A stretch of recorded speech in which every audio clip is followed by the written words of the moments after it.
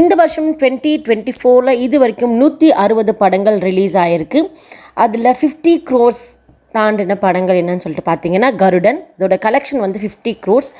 And then 75 crores reach பண்ண படங்கள் வந்து மொத்தம் 3 படம்.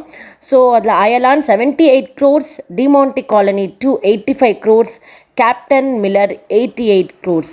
அண்ட் தென் 100 crores தாண்டின படங்கள் என்னென்னு சொல்லிட்டு பார்த்தீங்கன்னா Aranmanai 400 crores, Thangalaan 105 crores, Maharaja 110 crores, Indian 2 151 crores, and then Raayan 160 crores.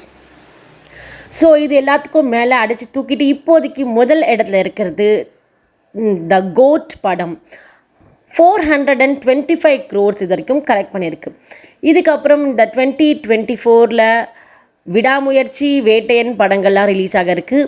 So அப்போ எது டாப்பில் வரும்னு தெரில. உங்களோட சாய்ஸ் என்ன? த கோட்டா, வேட்டையனா, இல்லை விடாமுயற்சியா? கமெண்ட் பண்ணுங்கள். தேங்க்யூ.